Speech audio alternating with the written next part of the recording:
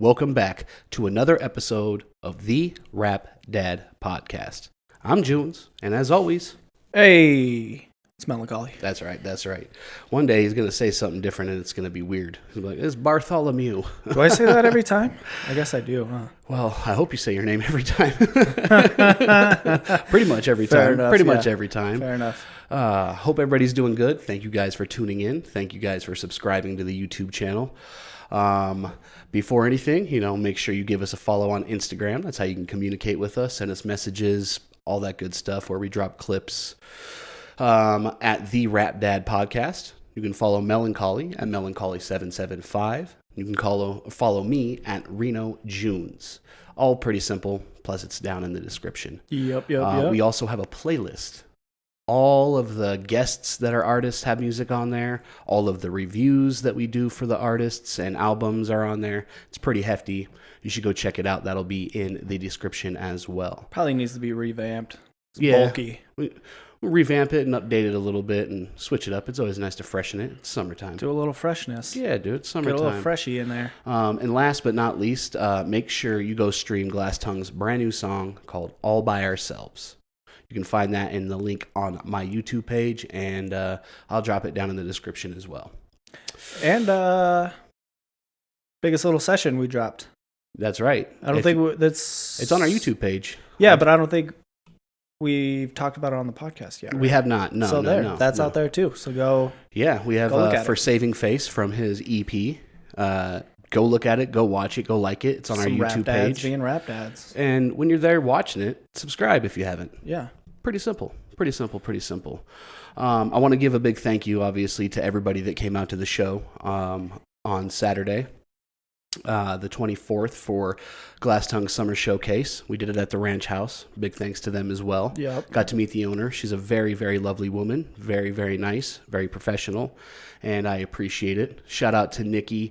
The bartender there. She's the one that hooks everything up. She's always so dope. Yeah, she's the shit. And all the staff there was really cool. The sound guy, Chris. Yeah. And then obviously all the artists you included. Appreciate it to everybody there. Bringing their friends, their family, their fans, having a good time. Everybody having positive energy. We even had Galactic Vibes and Connected One and Tosh from, Nevada City and Grass Valley area. They drove over the mountain. Too. Yeah, and they're always the best. In the green room right before they went on, he was like prep talking me. He's like, are you a little stressed out? I'm like, well, yeah, a little bit, because I have to run the whole show on top of also performing. And, yeah. And he's like, he like lit a sage thing, and he was like, it was fucking dope, dude. Sounds about and right. I felt better afterwards. It was like a minute and a half thing that he's just saying all the shit. Yeah. And I was just listening to it, and I felt better afterwards. And I don't know if it's just because I got to take a break for a minute in my brain. He didn't sage me, but he gave me like a little pep talk before I went out there too. I love it. Yeah. No, I love it. Those guys are the best. And then obviously, Nesta OG, Constant Light. So dope. They crushed it. There's a reason I wanted them to do a set together. Yeah. At first, when I asked them, they were both like together we're doing a set. I was like, yeah, because you guys have those songs together that I like. So that'd be cool. And they've been working together forever. Yeah. So I felt like it was great, and it turned out great, just like I thought. Great way to set songs it off together. Too. Their own songs. They did super good. Yeah, it was great, dude. And then Bozzy came out and crushed it. I love seeing him perform. I feel like since he doesn't perform a lot, he's mostly behind the lens, like doing tons of videos and stuff like that, that he doesn't get enough love as like an actual performing artist, because dude rips. He killed rips it. I only got to see like the first half because then I was up next, so I had to go in the back to kind of calm the nerves and whatnot, but understandable. He killed it. Everything I saw, he was just smashing it. Yeah, no, it was really cool. And the way that he shared his set to feature like Tommy V to come out and play the song that I think Bozzy produced it, and he just had Tommy perform. Yeah. I thought that was really cool. Like he's such an unselfish person. Just sharing the light all That's the time. That's why he gets a shout out like on every other episode. Yeah. 35 of the 61 episodes that we've recorded. Yeah, no, dude. And then the Life Lounge. I told them, I'm like, I hope you guys know that every time we do a show, we're probably going to ask you to be on it. And they're like, sounds good to us. Because they're always perfect. Oh, They yeah. never are. It's not like, oh, that one seemed like a little roughness, or you couldn't hear this. They're so fucking good. Dude. Yeah. Everything. It's always an experience. Yeah, and they have like, the live beat making. The dude's got the little keyboard and shit. It's so sick, dude. Yeah. It's so sick. But no, dude, I want to say, I mean, pretty much everybody was like, Melancholy had like the best set of everybody. And it's just because, I mean, you were a male stripper for a minute. People were throwing money at you and shit. Like, it was going wild. I was a little nervous, man. It's been over a year since I've been on stage. You crushed it. Fuck, I don't even know if I could do this anymore, you know? You did great. The one thing I noticed, though, is that I'm guessing that maybe the stage monitors weren't loud enough, because I felt like by the end of your set, you were losing your voice. So that could have been, I think that played into it, but I was also, I wasn't stressing on it too much because I like to step up to the edge anyway. So I was hearing the audio from what they were hearing out there. Mm-hmm. I think the biggest portion is that I'm just not in show shape. You know what I mean? So it's like, I still struggle with that. I play a lot of shows. So I'm just fat, dude. I'm just what fat. What it comes down to is I don't do enough cardio and I'm out of shape. Exactly. So plus I smoke weed and shit. But I haven't played a show in over a year. And so it's like, I don't have that. It's not the breath control. You know what I'm saying, though. Yeah, it's just like you're not used to having to push the lyrics out like that. Yeah, you know? Exactly. So, yeah, it's like your lungs aren't expanded like they normally are. And like, exactly. Yeah, it's people know if they perform or if they even exercise and then don't exercise for a while and then go back to it. It's the same thing. You're like, I can't fucking breathe. Exactly. It's the same fucking thing. Yeah, I lost my voice for a good 30 minutes after that. I couldn't really talk. I know, because I remember like seeing you and you're like, yeah, and I was like. It's so just gave you a pat on your belly. I'm like, you don't have to say anything. Like, I knew that probably was hurting, dude. Yeah. But no, dude, you definitely crushed it. I like the way that you started your set with like a different beat.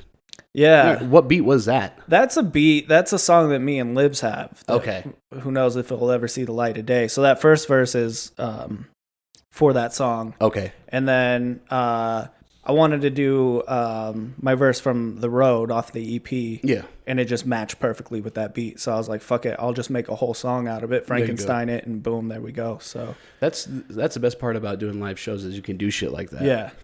I tried to talk to Al and Andy about that, and they're just... Al's always down for whatever. I just have to do it, and he'll be like, okay, cool. Yeah. But Andy's kind of like, he's like, well, how? And like, I don't know. And it's like, he's always very particular about it. And it's like, it is a lot of fucking work. And it's like, we already know our songs.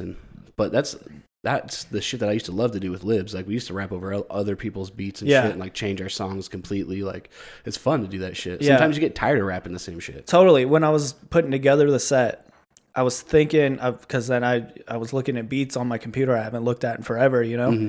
And I was like, you know what? It would probably be dope to do portions over a more up-tempo beat. Yeah. But the cadence on that one is just so weird that it doesn't match anything that I tried. Because I'm so delayed in certain spots and everything. Yeah, that's true. But I love doing that too, just being able to like change it up, you know what I mean? Like, well, I'll do this verse, but let's do it over this beat, you know? Yeah, exactly. Yeah. I mean, dude, that's what happened with Saving Face. We wrote it to a whole completely different beat and then recorded it to something else, and it fit better, and it was just better, So sometimes that is just the way to go, live or not. I did keep that money though. Yeah, if you're gonna throw money at me, then I'm gonna keep it. I know. You even told them, you're like, dude, they threw it at you multiple times. Yes. Like the first time, and then they grabbed it and then threw it back at you, and you're like, well, I'm fucking keeping it. Yeah. I was like, and it was cool that you and Big Wig did the new unreleased song. I thought that was really cool. Yeah, the Wig is the man. Yeah, he's so hosted the funny. whole thing too. Yeah, he's so funny. Yeah, dude. Yeah. And shout out to DJ E Lion, because at first I'm gonna keep it real because he keeps it super fucking real. We were doing sound check, and his stuff wasn't working. Like, he didn't have the right chords, and it wasn't working. And so the sound guy's like, I got a way to fix it, but it's not technically gonna be right. Yeah. But no one else will notice. It's not going to sound any different to anybody else, but it's not the way we should hook it up. Mm-hmm. And I think they ended up doing that. Okay. That's why his stuff ended up working. But I went to go pay him before, during sound check so I can get it out of the way. And he's like, hold on to that. Yeah. Just hold on to it, because I don't know what's going on with this, and I don't want to take your money and then have to find you and give your money back. Wait until stuff starts working and I get a few sets in. Hell yeah. And I thought that was really fucking like cool and honest of him. Yeah. And I also gave him a list of a bunch of music to play. He's playing everything I gave him, Sapient, Cal Scrubby, like he played all the artists that I gave him because I was like, he's only going to be playing for like maybe an hour total. Mm-hmm. So I gave him like 30 artists to play. Yeah. And I was like, pick a couple songs from all of these and you'll have more than enough music. Oh, easily. So he was playing all types of dope shit. Yeah. And I was like, dude, thank you. And he was really cool. He was just, he was different than everybody because he was like, can I keep this like set list that was in the back by the door, by the green room door? It had everybody's set times and everything like that to run the show. He's like, I collect these. Can I have this? I'm like, hey, you don't have to ask. Of course you can have that. Just dude. Take it. Yeah. He was just really cool. And it was, no, he was super dope. And he's so new to it. He's like, he just kept apologizing and being like, I feel so unprofessional. And I'm like, look, all I can say is, maybe invest in those chords that you needed, go buy them. They're not that expensive. No, for sure. You could even buy like the best ones they have and probably spend less than $50. For sure. And then you won't have to worry about it. And then not only that, but don't feel that bad because it's a hip hop show and it happens every single time. Exactly. Something always happens. Yeah, and I mean, I was stoked we were on as scheduled as we were. Everybody was until Richie went to play, and then it took a little bit longer for the sound check for them. But the reason for that, because Al came up to me and he's like, "What the hell's going on? It's been like 15 or 20 minutes. There's nothing going on." I said, "Well, the guy that Richie's playing with was in the Philharmonic earlier today. That's why he couldn't be here for sound check and hook up and everything because he was playing in the Philharmonic." Yeah, a little bit more important. Yeah, and Richie told me when he got there, he's like, it should only take no more than 10 minutes. And it took longer than that. But at the same time, it's like, by the time that Richie would have got off stage anyways, the people that were going to stay were going to stay. Yeah. So I already knew that. So it's like, if it's going to be an extra 15 or 20 minutes, I don't really give a shit. At this point, I don't care anymore. And it turned out completely fine. I love the set that he did. Yeah. I love how he's the nicest goddamn guy in the world. Yeah, he is. Between him and Bozzy, it's like, Jesus, dude. You guys should fight to see who's nicer. And he's just They're so cool, dude. He always it's like whatever you think he's going to do something completely different. Absolutely. And my favorite part is that he brought out Metaphysical. Yeah. And I love Metaphysical. He's like, watching him and Richie, like I said on stage, they were like the dudes that I looked up to when I first started rapping. I was like, dude, those guys are like real rappers. Yeah, they paved the road out here. Yeah, absolutely. Dude, I mean, Metaphysical was an Element. Element used to go on tour in Austria, play huge festivals with Digital Underground and shit. Like, they've done shit, like real shit. And they're the coolest dudes ever. When they got there, Metaphysical was like, I was like, dude, I'm so stoked you're here. He's like, dude, I'm really excited to see you perform. He's like, you guys have been on a tear for the last couple of years. And it's like, it's so dope to hear someone you look up to say that to you. And I was like, thanks, man. I appreciate that. And he stayed for almost the whole set. Yeah. And that's fucking late for us old guys. Yes. He's older than me. And I'm like pretty much 100. In rap years. Yeah, we're up there now. Yeah, we're getting old. But all in all, it was really... And then you guys killed it as well. You guys always kill it. Like, that's never a question. You guys always kill it. Yeah, no, I had got an encore. Did a song that you haven't done in forever. Yeah, I did half the verse. Yeah. Yeah, I don't know. Sometimes I just go on autopilot. I don't know what happened because I was rapping it fine. And then all of a sudden it was just like, no, you're not. Yeah. So I had to freestyle. But then fucking Morale is a machine. Like I said on stage. I know. I saw him like, what's the first word? I was like, as soon as he gets that, he's got it. Yeah, dude. That's all he needs. We have not practiced that song or played that song in a couple of years. Like that's we actually played it last year. That's a lie. We played it at our last show. Okay. I think that was on the set list last year. But so even then, that's just like we played it one time. Yeah. So it's just like, Emils was like looking for something specific, I think, and he couldn't remember. He's like, what is it called? What is that called? Yeah. I was like, I don't know what you're looking for, dude, because I was like thinking in my brain of all of our albums, and I was like, well, we've only got the 2 EPs, and then there's like 5 songs. I was like, the only one that I think I might be able to remember is Funeral Music. That's why I said it. Yeah. Because we've got another single like Simple Fix. We've got that one. He wanted to play this French song, which I don't think we've ever even played that live. I've never seen that live. No. But I haven't seen the last handful of shows. Yeah, so it's hard. We don't play that song ever. The French record label song that we did, we don't play that live. So it was hard for an encore. And what's funny is that I thought about telling them, being like, well, if we get an encore, but then I was like, that's fucking ridiculous. Like, yeah. Like, it's stupid to even be like, if we, Yeah. No, but then it happened. I was like, we should have fucking had a song ready, I guess, Like, but at the same time, it was really cool. It was, like I said, the people that were there were going to stay no matter what. So it was cool to, like, just go on stage and feel comfortable, not feel rushed or anything like that, you know? Because we do a lot of opening sets where we get 20 minutes and it's like you if you're not done, they'll shut your music off. And like, so it was nice to be able to just go up there and fuck around and I'll take a shot on stage. We rarely do that. And I told them, I was like, we'll do it at the very end of the set. Yeah. And you know what's funny? Shout out to Elsewhere. Elsewhere was there. He told Morale, he's like, as soon as you took that shot, he's like, that's when I felt like you were on. I was like, it's a backhanded compliment. He didn't mean it like that. He's just like, he could tell that like that because Al's like, oh, I don't even like whiskey. I don't know about that. I was like, no, you're ripping it even harder. I was like, you remembered a song we haven't played in a year. Yeah. So stop acting like that. The shot on stage doesn't do something for you. It fucks me up. Yeah. That's why. Gets out. Well, yeah. I mean, he's never like tight, but loosens him up a bit more. You know. Yeah.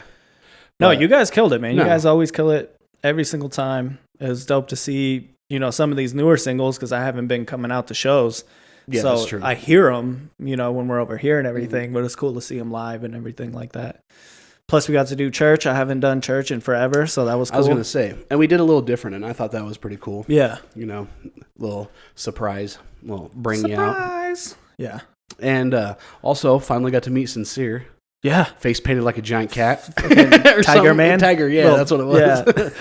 Yeah. Dude, he's so much bigger than I thought. Like, he's like 6'4" or some shit. Yeah. He's like a tall as shit, dude. I don't like it. I don't like people being taller than me. I was going to say, you're taller than me. Yeah. Al's taller than me. Everybody's taller than me. But he's like, I for some reason, I thought he would be like around my same height. But I've never seen him before. Yeah. I've only seen like his album cover. And he's sitting down on a couch. Yeah, it's hard to gauge from that. From like a house camera. Yeah. It's like... Can't gauge someone's height. So I just assumed he was like maybe like 5'10", 5'11", but he's like 6'3" or some shit. No, shouts to them, man. They were rocking all night long. They were there. They were just... It was really cool. Down for everything that was going on. So yeah, no, it's cool to get that support, and I got to see some homies that that I haven't seen in a long time. Some people that I haven't seen me, like one of my skate homies who just started. I don't know if he just started rapping, but he just hit me up a couple months ago. He's like, "What kind of mic do you use? And like, what do you use? And how do you use it?" And he's like, I think I don't know. I forgot what he uses. Like he records maybe on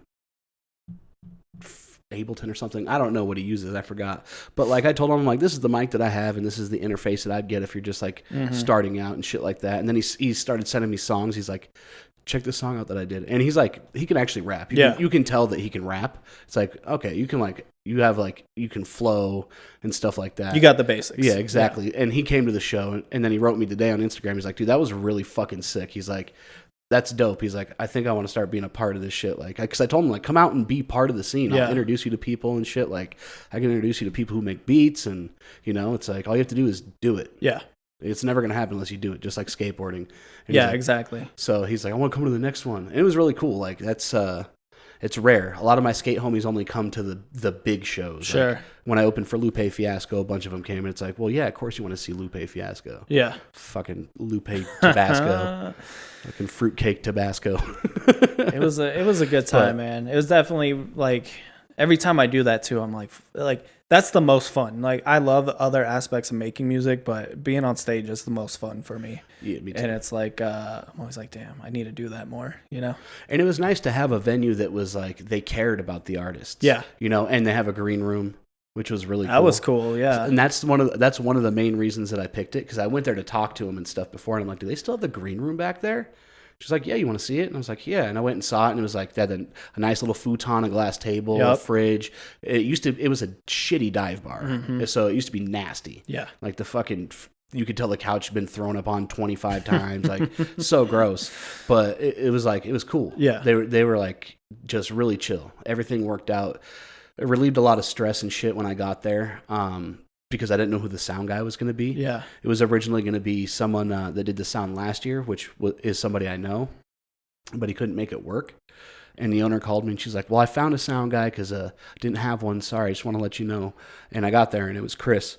So I walked in, I'm like, you doing sound? He's like, yeah. I'm like, all right, tonight's going to be really cool. Yeah. No, he killed it. It sounded great all night. Especially for the system that they have. It's not like, it's nice. It's super nice, but it's not like top of the notch. It's Mackie. It's like fairly budget, but it sounds decent. Yeah, if you it fucking program schlumped. it right, yeah, it schlumped. Overall, I'm very, very happy. So thank you, thank everybody that performed, everybody that came. We definitely want to do it again next year. And the owner was already talking about like the next summer showcase. Yeah, she's like, next year maybe we should do it a little bit later in July, and then we can push promo. And I'm like, fucking okay, hell yeah, we'll talk about that next summer then. It's really cool. It made me happy. Honestly, I mean, obviously we're going to be honest here, I wanted the turnout to be a little bit bigger, but there was two, and I don't even know if this even affected it. I only know a few people that went to either of them, but there's like two big festivals. There's the Tahoe Reggae Festival, the Truckee Reggae Festival, which there's like fucking 700 people at that thing, and then there was the Hawthorne Heights thing that was in Lake Tahoe. Oh yeah, with Jimmy Eat World or whatever. Yeah, there's like a ton of huge bands there, which I mean, all of us like older people, we like a bunch of different music, so it's like I feel like we might have lost some of that there, but honestly wish more people would have came. I felt like it was a little slept on, and I'm not going to call anybody out, but there were a lot of local people that when I asked, who do you want to see us perform with? They're like, I'm down to play. It's like, well, we only have a couple open spots. I'll talk to the guys about it. And they're like, well, either way, I'll be there. Not one of them was there. And that's the shit I don't like. Don't try to fucking, like smooth talk me because you want to be on the bill and then tell me, oh, I'll be there no matter what to make yourself look good and then not show up. Mm-hmm. You know what I'm saying? I don't fuck around with that shit. Yeah, no, I agree. So it's like, and anybody that knows me, I see all that shit. Mm-hmm. I notice it. I know. I was keeping my eyes. I was like, all right, I sold this many tickets. I better see this many fucking people here. Yeah. Yeah. There's some tickets. There's like 3 or 4 tickets that I gave out for free to some homies. I'm like, here, just come to the show. And they didn't come. And I'm like, I paid for that shit out of my fucking pocket. Yep. Like it wasn't a free, it was free for you. Free for you. But all of this has to be paid for because everybody needs to make money off of it. Yep. Because I don't want anybody to play for free because I hate doing that shit. Yep. It's like, so yeah, I mean, honestly, a little frustration with that, but at the same time, like it is what it is. And like I said, I see it, I take note of it, and there's ways for me to avoid shit like that and not even have to, worry about it. Because my thing is that I always try to help people. Yeah. I mean, I'll give people shows that I don't even play, because promoters hit me up and they'll be like, who do you think would be good on this show? Mm-hmm. I'm like, I don't know, probably this person or that person. I think they would fit really well. And then they're on the fucking show. Happens all the time. Oh, yeah. And I'm not like, hey, just so you guys know, if you see so-and-so on this show, it's because of me. Mm-hmm. I want other people to do that for us. I want it to be a community. You know what I'm saying? It's all about helping each other. Mm-hmm. And it's still a fairly stingy community. Yeah. On certain ways. Like, being transparent, I got to meet Jimmy Teflon. He was extremely fucking nice. He was really nice. I was like, nice to meet you, James, because I had to put him on the guest list, so I got his real name. James? Yeah, and I was like, there's some people, their names are completely different, you know what I'm saying? Like, my name is Johnny. June's is close. There's some people that's not even close to it. And I got to meet Tommy V. He's super fucking nice. Really, really, really cool. And I have not got to meet a lot of the younger generation of the scene, you know what I'm saying? And like sit down and talk to them for a minute. And they're both really, really fucking cool. And, that's not for nothing. It's good to see the younger scenes homies coming out and supporting them and shit like that. It gives me faith in at least, what's to come for the Reno scene. Mm-hmm. It's in good hands in a lot of ways. Yeah. But I wish some of you older fuckers would have showed up and come support us because we're out here grinding still. Yeah. And that's, like I said on stage, the reason I made it cheap. I made it $10 for a reason. And I made the door price $12 so that if you couldn't, for some reason, meet up and get a ticket because you don't have time after work, it's only $12. And it was on a Saturday. Exactly. I mean, but we'll see. We'll see next year. Yeah. We'll see what we do because it's going to be a little bit later in the summer. Yep. Right between 4th of July and Burning Man. Mm-hmm. So we'll see what we can do.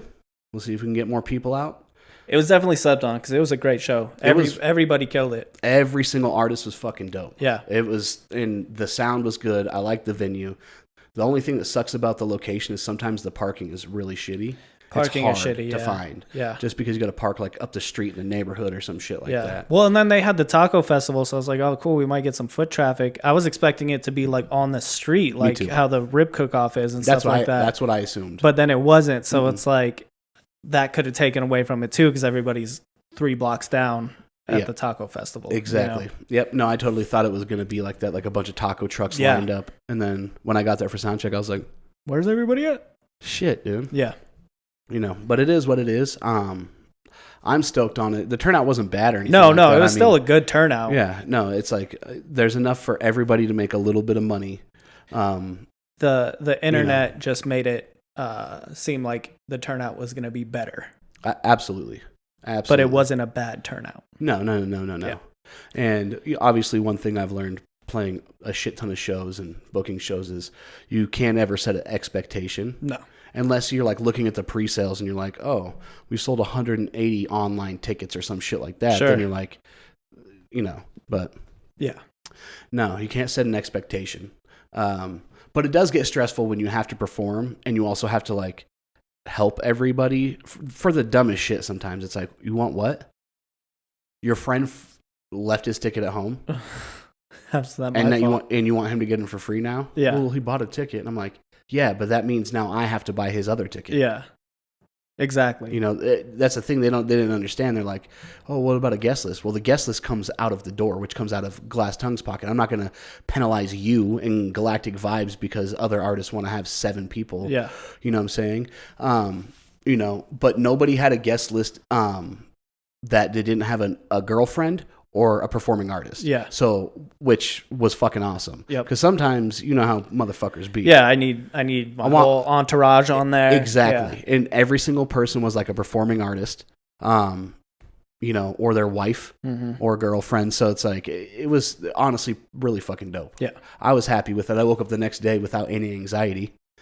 Woke up early because I live so damn close. Dude. Forgot my banner there, though. I had to go there the next day. And they were celebrating a wake, or I don't know if you say celebrating. They were They participating. were having a having wake. a wake. That's probably just having a wake. Like, and they're hungover, like just on a ladder getting my banner down on the stage. Man. Dude, it was so weird. It's like kids and people crying and shit. I was like, all right. I was like, and she's kind of by the stage. I'm like, I'm just going out the back door, and she's like, that's fine. I was like, thank you. Oh, Felt man, so bad. I couldn't imagine if did you have to get on like a ladder or anything? Yeah, I had to ask her. I was like, can I use one of these chairs? And she's like, there's a ladder in one of those rooms. So I'm in one of the rooms, and I find this ladder, and it's like an 8-foot fiberglass ladder, and it's like ching ching, just like hitting shit, dude. Like and I felt like been like climbing up, like I'm sorry for your loss. I'm sorry for your loss. She told me to come by and grab it though. She's like, you fall off the ladder. She's like, I'm so in. No, I'm in so much pain right now. It was kind of like an episode of fucking like Sunny or something. Yeah. Where it's just like I felt like such an asshole. Oh, fuck. I woke up that next day feeling hungover, and I don't even fucking drink. And I was so mad about that. Like, I haven't drank in 3 years. I'm not supposed to feel like this anymore. Yeah. But it was like a full blown hangover. That sucks. I was so mad about it. That does suck because it's like technically you like did a workout and then stayed up late. Yeah, no, exactly. And then don't get me wrong, it was great seeing everybody. I got to see some people I haven't seen in a long time. Got to meet.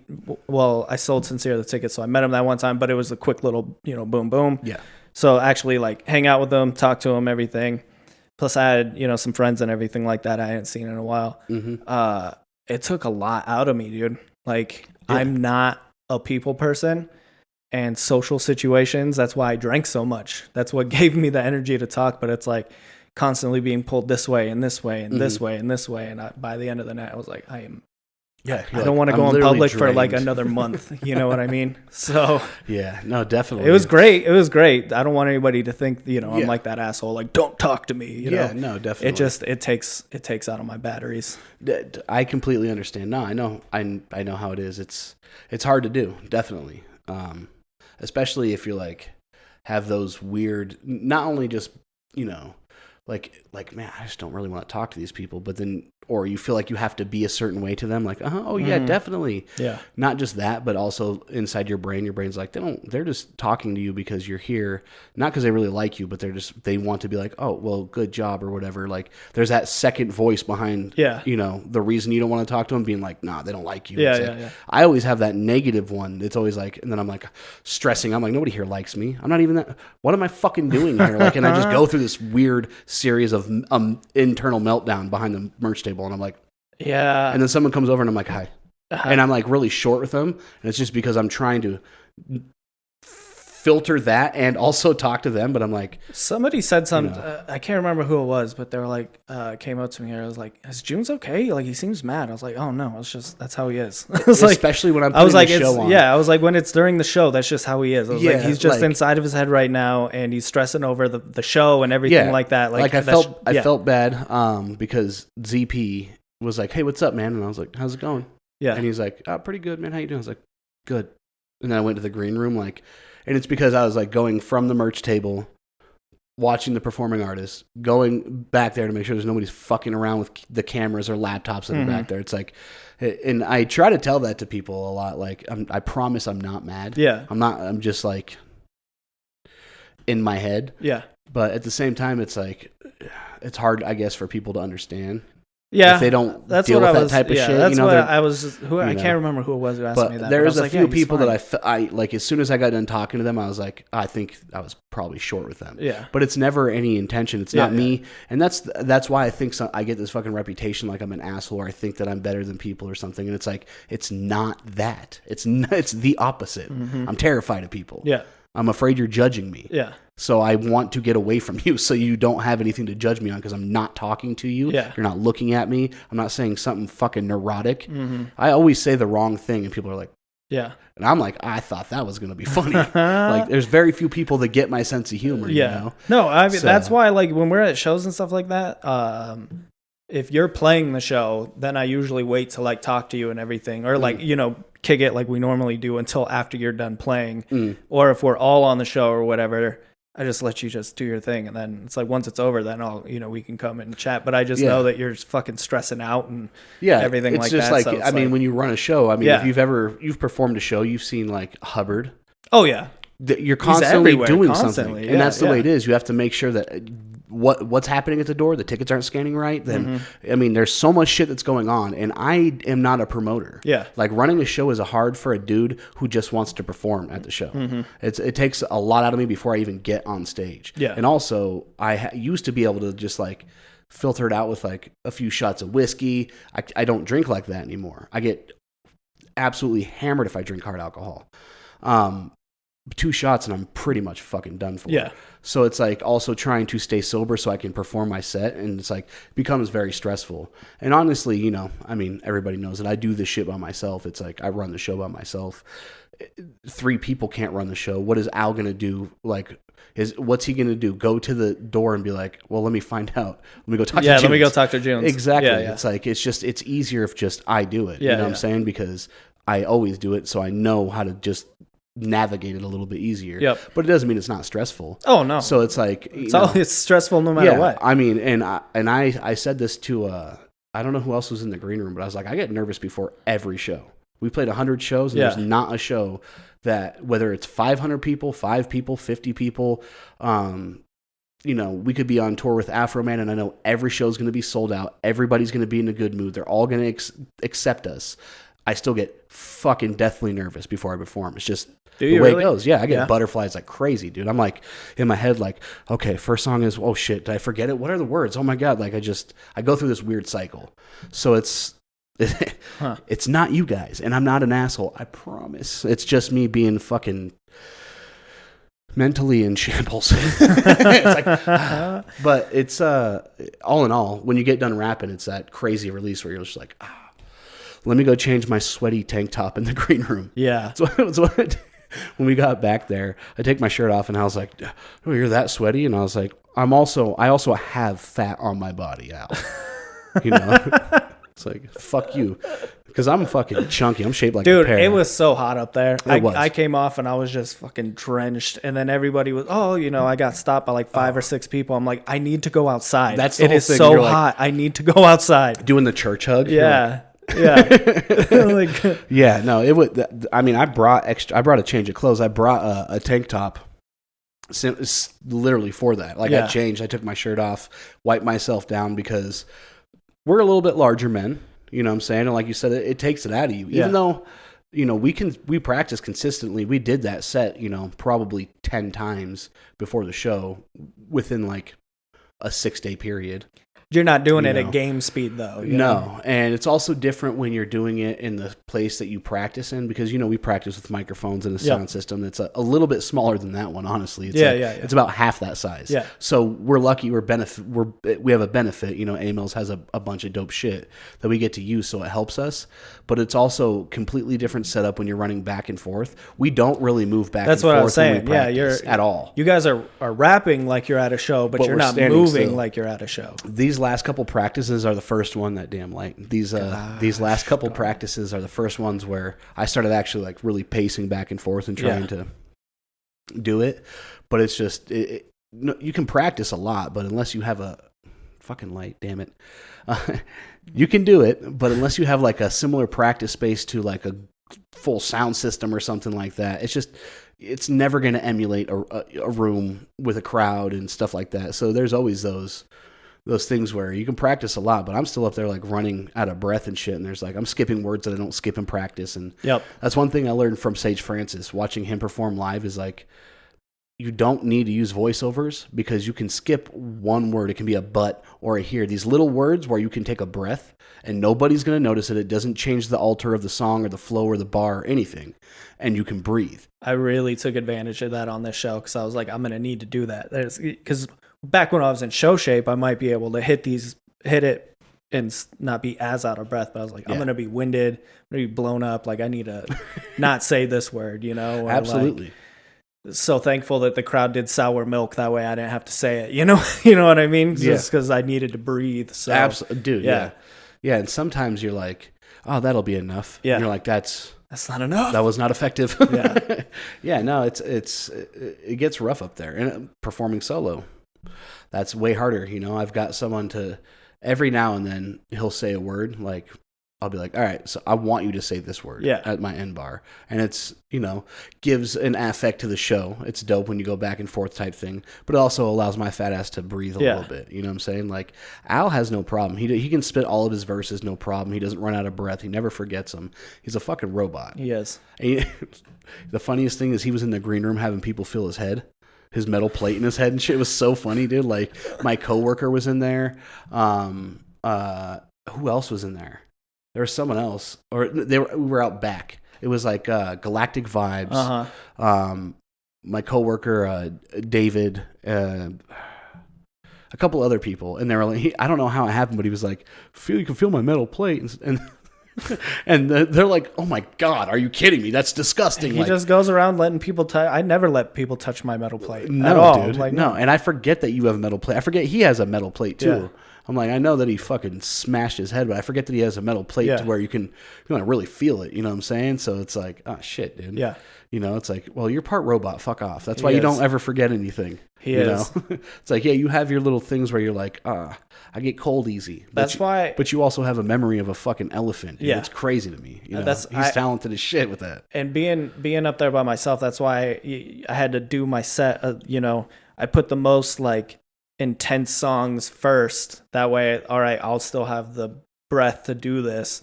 And then slowed it down, did the big wig song. That way, me and him are going back and forth. I have time to breathe. And then finish it off with, Warm Welcome and Sour Milk. So it's like I could recover through these and then bring it back for that one. There you go. I just had to plan it out because I was like, I am not going to have that. I didn't know if I was going to be able to do it, man. I haven't done a show in fucking over a year, So yeah. And I was like, let's see how this goes. I mean, practice is, like you said, different, especially because you're not practicing like with a sound system. Exactly. And shit like that. So it's completely different. It's like you can rap and you can memorize your shit and rap out loud or whatever, but it's so different. That's going back and forth, holding a mic. Yeah. That's what I get nervous about these days. I don't get nervous so much anymore about being up there in front of people. That I've kind of adopted the mindset of it is what it is. You're going to like it or you're not going to like it, whatever. Here it is. Take it or leave it. But I get nervous about like fucking forgetting my lyrics, forgetting my words or fucking this up or whatever. And then like I did a couple times and then it's just like nobody cares, like I don't even know why I'm so nervous about that. I have to remind myself it's like nobody even knows. Yeah. Because, I've done it at big shows where there's hundreds of people, we're opening up for somebody and it's like, and I'm all like, oh man, I fucked up. It's like nobody knows or gave a shit. Exactly. you're going to be the only one that remembers. Exactly. Like, you know, it's not like a big fuck up where you're like, oh man, hey, start that. I fucked that up. Like, it's when you do that, that's when it makes it a big scene. But if you just like go with the flow, even if you freestyle, you know, I haven't freestyled in so long. That's the first time I freestyled in a very, very long time. Yeah. And I was like, I think I'm rhyming words that are like multisyllabic. I wasn't making any sense, but still did it, you know. And it's like, if you can do that and play it off a little bit, then it's even fine. Yeah. You know, because some people will be like, oh, cool, you fucking freestyled. Yeah. But if you're like, hold on, oh shit, dude, no, start that over. Like, if you do some shit like that, that's when it becomes an issue. You know what I'm saying? So it's like, just keep it moving. Yes, exactly. Yeah. Just go with it. You're performing. It's not, you know what I'm saying? It's exactly. Like, how important do you think you are? Should you be like, hold on, let me start that over. I know you guys really... You really wanted me to say, and then. I know you did. Yeah, let me redo it. Yeah. You know, it's like, rarely do. Yeah. Should you ever do that? Yeah, because then you're going to be fucking up the set times anyways, you know what I mean? Yeah, unless it's your show and you're like Macklemore or something. And you're like, oh, shit, I know you guys want to hear the song correctly. All 10,000 of you. Yeah. In Ireland or wherever the fuck you're playing a soccer stadium. Yeah. You know, maybe. But, you know, I'm like I said, I'm stoked to do it again, but I'm also stoked to play some shows where I'm the opener because, you know, it takes so much stress off of it, obviously, if you're not the one putting the show on. Oh, yeah. The only thing that I don't like is I like performing longer sets. Like, I like doing a 30-minute set. So that's the only bad, I think, is the bad part about being the opener. Sometimes they're like 15 minutes. Yep. And I always try to negotiate. I'm like, well, what if we start earlier? Because I know you always have, like, certain promoters have, like, their 10 minutes before acts, in between acts. And I'll be like, well, what if we start at, you know, 5 minutes and give ourselves an extra 5 minutes? And they're like, all right. Yeah. So it's like, there's ways that you can work around it if you are smart about it and you don't infringe on their time schedule. Yeah. You can do it. But that's the only thing I don't like about opening is, like, you have to play shorter sets. Yeah. And it's like, as soon as I'm, like, just getting ready and amped, I'm feeling good, it's our last song. Like, I'm like, fuck. Like, so it was nice to play, like, a 40-minute set. Yeah, you know what I'm saying? It was, like, cool. So, but you know, it's also hard to remember all that shit. I can imagine. Up and down, and it's like, songs we don't ever play. 20 minutes works for me. That's all I got anyway, so. It's also, you have to have a lot of decent music that you like in order to play a longer set, which is hard for us. We were struggling. I was like, do we play solo stuff this time? Which I'm glad we didn't.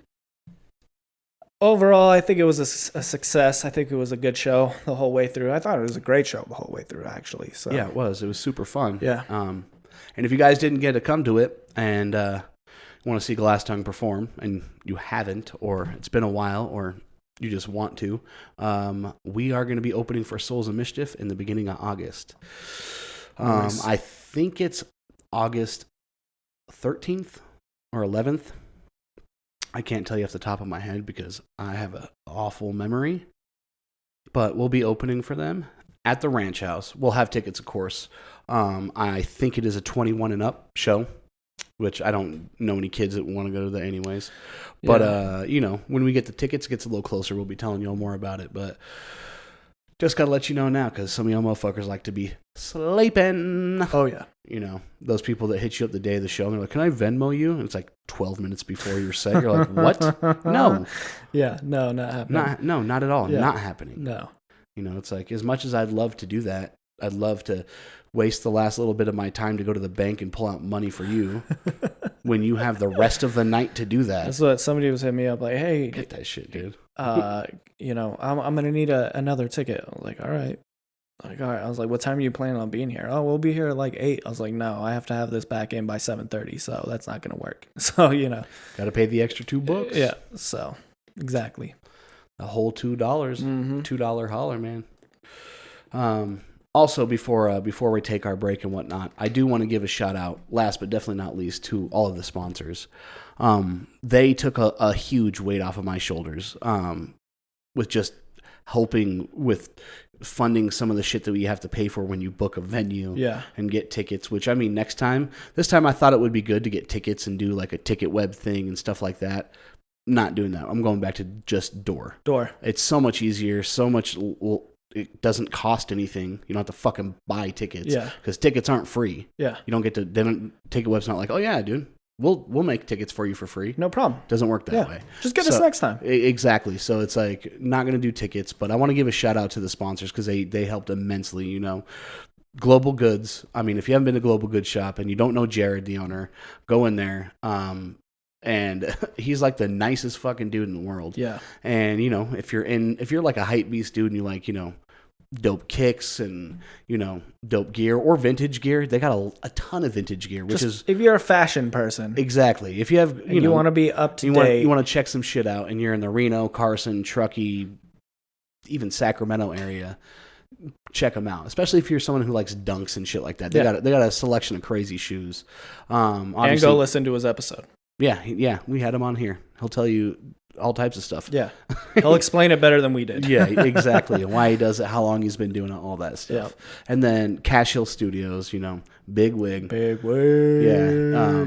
Super, super dope. Not only did he host, but, you know, his business was also a sponsor of the show, which is so cool. I fucking love that dude. And he did a little rappy rap. And then he also rapped. And then Bobby Fisher Beats, which I know I've said here, I haven't announced it anywhere else yet, but I'm doing an EP with him. A boom trap EP.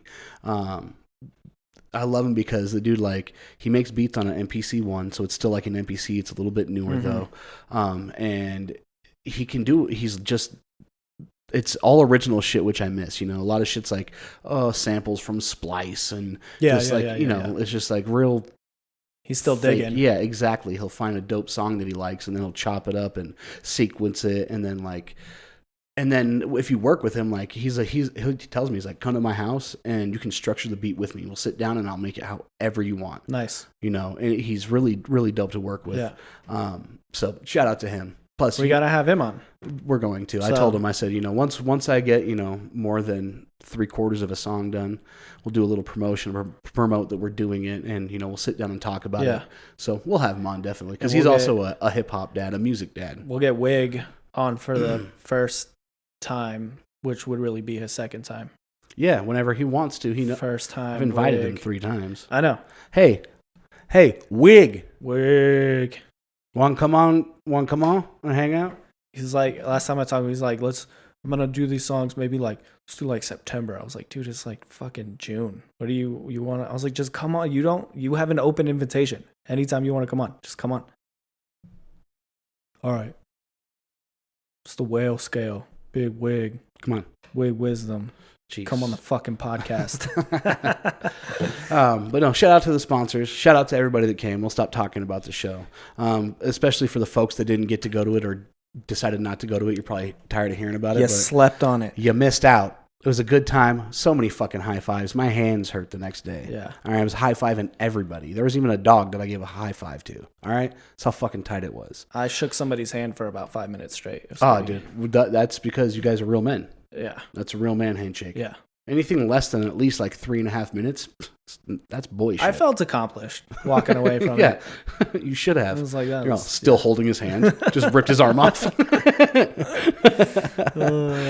that note, we're going to go ahead and take a break. Taking breaks. We'll be back in a minute. Yep.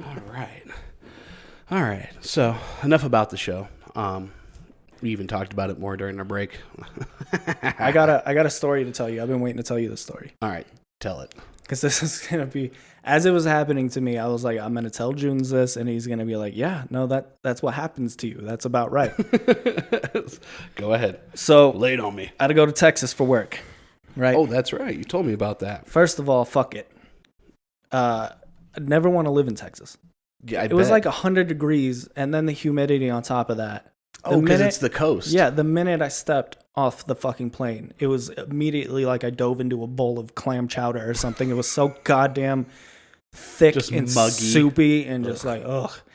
But anyways, the story is about my travels back. Absolute worst fucking travel day I've ever had. Well, how long is a travel day from there? So there's no direct flights, right? So of course not. Yeah, so it's not that bad. The flight there wasn't that bad. We went to Denver, and then there was really like a 45-minute layover or something like that. Connecting flight was super quick. Got on there, boom. It was like an hour and a half from Denver to Houston. My flight back, on the other hand, was miserable. I had to go to Vegas, had a 3-hour layover in Vegas, and then got up here, and I got back at like, I don't know, 10 or something like that, right? 10 at night? Yeah. Ugh. And I left at 3:50 Central Time, so 1 o'clock here. So yeah, so it was a full day, right? Jesus, yeah. So my first flight. Well, first of all, okay, we get to the airport, and the air conditioning there is broken. So it's not like not working, but it's just not working how it should. Good. Yeah. So like you would get little pockets of like cooling down and whatnot. Just herds of people standing in them. Oh my God. It was so hot, dude. So it's like, I'm just sweating because we got there early. Profusely. Yeah. So I'm just sitting there. Me and the lady I work with, we were on separate flights on the way home. So I was traveling solo on the way back. Just fucking sweating the whole time in the airport. And not only that, they had to check my bag like twice. So I'm like, cool, I'm going to get pulled aside and like, they're going to have to like cavity search me or whatever, you know what I mean? But luckily, boom, boom, they looked at my bag twice. We're good to go. Finally get on the plane. It's somewhat early boarding. So it wasn't the best, but like most of the, front seats are like taken up, but most of the back rows are good. So I'm like, all right, fuck it. So I just go take the aisle seat in the back row, right? If you're walking down the plane on the left side. Okay. So I'm just chilling there. Nobody's there. There's in the very, very back row, one lady in that row, and she's at the window. So I'm like, all right.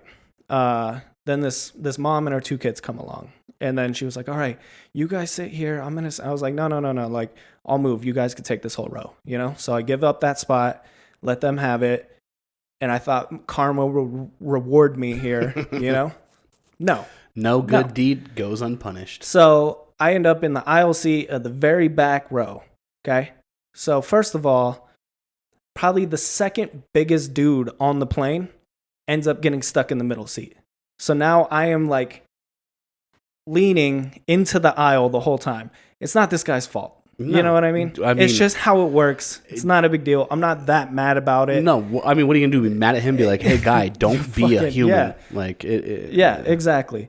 So I have never been on a plane where this many people have had to fucking take a piss in my life. Oh, Lord. So because you're in the back right by the bathroom. I'm in the back right by the bathroom. Holy shit. I'm constantly just getting knocked in my shoulder by people coming to the bathroom, by the stewardess and their carts or they're not stewardess anymore, the flight attendants, right? Yeah. So I'm constantly just like, my back is in so much pain because I'm leaning into the aisle the whole time. Getting shoulder checked. And it's like, okay, then I'll like reposition my arm here. Now me and this dude are just arm to arm. The AC's not working until we get in the air. So it's like I moved my arm at one point and me and this dude just had sweaty arms stuck together. And I'm like, oh, this is so gross, dude. This is so gross. Just another grown man's sweat on you like that? Yeah. Oh. So that was amazing. And then there's a bachelor party on the plane. So why wouldn't there be coming back from Texas? Well, no, going from Texas to Las Vegas. So okay. Yeah. Why wouldn't there be? Why wouldn't there be, right? So they're like shots. Yeah, they just think that they own the plane, right? Yeah, we're all just on their plane, brother. This isn't a private jet. Exactly. This is Spirit Air, bro. So then, like, not only do I have to, I'm leaning. I got people bumping me constantly, and then people who have to wait for the bathroom are just standing right there. So it's like I have no space, no personal space. Yeah. And like, then, hey, your dick's rubbing on this shoulder, sweating from this guy on this shoulder. Exactly. Cool. My life's miserable. And then this bachelor party just keeps coming back. It was almost like the Boggs episode in Always Sunny where they're trying to negotiate the beers with the flight attendant. Yeah. He's like back there like, oh, we can only have, what if we get an extra beer or whatever? You know what I mean? Blah, blah, blah. And he's like standing right here. I'm like, dude, go back to your fucking seat, Yeah.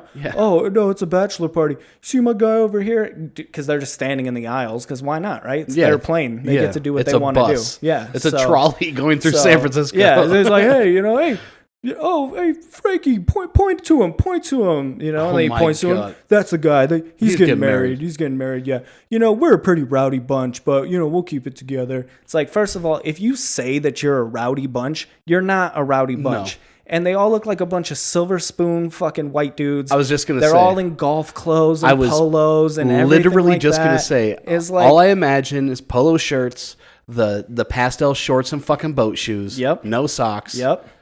100%. That's what it sounds like. The little golf hats. Yeah. Oh, I'm going to choke you out right now. And it's like, no, like... You're not rowdy. So, like, rowdy to me is like me and you when we would get crazy back in the day and we're causing havoc and mischief and where I'm like, dude, you need to stop or we're going to be fighting people. And you're like, we're fine. I'm like, after looking at these guys, I'm like, rowdy to you guys is like date raping women and ending up in prison. You fucking scumbags. You know what I mean? It's like spending all your dad's money to Four Seasons. Yeah, you guys are all going to go there. Half of you are married with children. You're going to fucking cheat on your wife with some hooker and be high on cocaine all fucking night. Like, it's not rowdy. That's just, you guys are just gross and irresponsible and pieces of shit. Yeah. So I got to deal with that the whole time. You're like, and being sober, that's not the most annoying thing in the fucking world. No, not at all. Especially, it was like a 3-hour flight. So I'm just like, just sit down. You know what I mean? Your life is a TV episode. And then, I'm not even done. I'm not even done. Okay? This is still the beginning. This is still the beginning. This is 40 minutes in. So then at some point, again, not these two gentlemen's fault, but the first biggest dude on the plane needs to use the bathroom. Somebody in there. So now he's standing next to me, right? Waiting to use the bathroom. So the second biggest dude is pushing me into the aisle, and the first biggest dude's belly is about an inch away from my fucking ear. So I'm just like in this weirdest spot ever. He was like, dude, this guy was like Huel from fucking Breaking Bad, just standing there. You don't want to make Huel mad. No. And I'm just like, oh my God. Dude, it was the worst plane ride. And then like we're getting close and they're like, hey, you know, we're going to be touching down in Vegas in about like 15 minutes or something like that. My God. And second, like, why do they always have to, like, I get announcing the weather, but, like, why do you have to tell me wind direction and all this other, when do you turn into weatherman? Just fucking tell me it's hot or it's not hot, right? Anyways, 15 minutes, right? And then, like, 30 minutes later, it's, like, another 15 minutes. And at this point, I'm like, either land the plane or fucking crash the plane. But I'm done being on this thing. Like, I am so done. I'll take my chances surviving between. Exactly. If I don't make it, I don't fucking make it. At least I won't be on this goddamn plane anymore, you know? It was the worst. So then I'm just like, all right, cool. We finally fucking land. Oh, my God. We finally land. And then, so I'm pretty sure I've been to the Vegas airport before, but this is the first time I've had an extended layover in the Vegas airport. I had to walk like 12 miles to my next fucking gate. It was miserable. I get there and it's so goddamn crowded. And after the situation I was just in, I just don't want to be around a single person. So I just go sit in the hallway by myself, like not even on a chair. I couldn't find a chair. There were so many people. I just sit on my suitcase. You know what I mean? Yeah. And then I'm like talking to Hope and I'm just like, I'm done. I've already hit my meter. I am fucking done. You know, this is like, and I still have to be here for 3 hours. Then have another hour and a half plane ride home. Right. So then whatever, finally kind of got some food, calmed down a little bit, got in a seat. We're all good. I was reading my book. Plane to Reno's delayed a little bit because of the thunderstorms and everything. So fine. So be it. Right.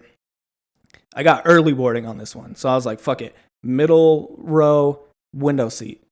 Fuck everybody else. I don't give a shit. I'm not moving this time. I don't care if you've got fucking a baby that you want to hold. You could put it in the seat across the aisle or something. Fucking where the luggage goes. Exactly. Like, fuck I am not baby. moving. I've had a full day. I am not moving, right? And then I was like, just eyeballing everybody coming down the aisle. Every time I saw a big dude, I'm like, keep on walking, right? This little old lady, she sits down next to me. I'm like, awesome. Got elbow room. I could overpower her if I need to. You know what I mean? I'll take her down. Yeah, exactly, right? That's my arm. So then it's my arm rest. I'm like, all right, finally. This is going to be an hour. Super quick. And I'm fucking home, right? Guy behind me and his girlfriend start arguing with the flight attendant because he's like taking too long to do something. He's like, I have early boarding? That means I get an extra 30 minutes? Could you stop yelling at me? And then, like, so he's just arguing with the flight attendant. I'm like, God, stop. Yeah. Why? Why won't it just end? Why won't today just fucking end? So, of course, the seat that I choose. Yeah, right. And then, so they sit down. Everybody's buckling up. They're getting ready to do their little speech or whatever. Yeah. This guy gives them some candy. Gives the flight attendant some candy. Give this big speech. Oh, yeah, I've been doing it since I was like 8 years old. They call me the Candy Man, you know? Which isn't fucking creepy at all. No. This dude's like in his like 40s. I could only imagine he's very not cool looking. You wouldn't be like, yeah, if I was a kid, I'd be like, that dude's definitely cool. He probably skates or something like that. You know, you'd be like, that dude fucks children. Yeah, exactly. So I just do it to all the flight attendants. They love it. I've been flying all day. We were just giving out candy. And then the wife, who looked like she was probably significantly younger than him. Like he's probably, I think he said he was like in his 40s. She's probably in her like mid 20s. It looked like, wow. you know? Okay. And then she just piles on. It's like, she's like, oh yeah, no. On the last flight, they played the song for him. You know, the Candyman song? Yeah, they played it for him over the intercom and everything. As soon as I heard that, I was like, if you guys fucking play this song, I swear to God, you know?